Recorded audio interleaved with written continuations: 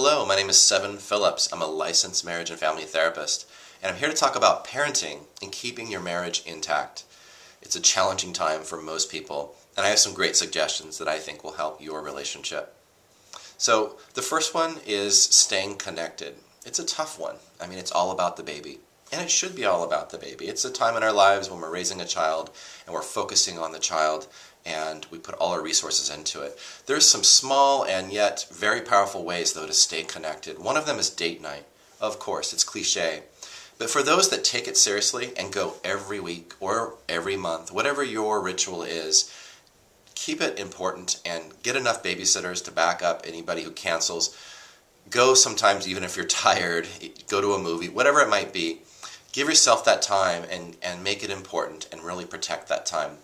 On the more day-to-day level, I think we get so stressed due to the tasks of raising a child that we sometimes forget to just stop and look at each other, acknowledge each other, kiss, touch, cuddle, how are you doing? Taking the time throughout a stressful day to do those kinds of things goes a long way in staying connected. Now, another thing I feel is sex. It's a hot topic. Couples come in and talk about it all the time. Usually, it's not happening as much for us as it used to. And it's understandable. We're not sleeping, we're stressed. Those two factors definitely don't make things sexy. But there's some things I think that make things go well for couples. One of them is just acknowledge that it's been a while, if it has been a while. For each of you to take responsibility in acknowledging how important sex is in your life. And I know sometimes we avoid the topic because maybe one of our partners is wanting it and the other is not.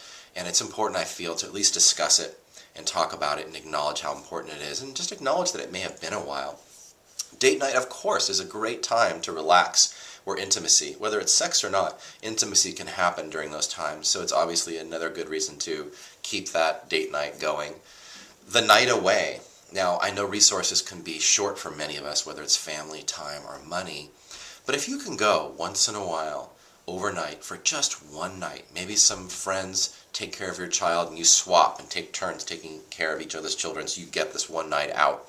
It just does a miraculous amount of help for a marriage, for your relationship, for intimacy, and for sex. Another thing is that many of us do co-sleeping with our child in the beginning of child rearing, which is completely great.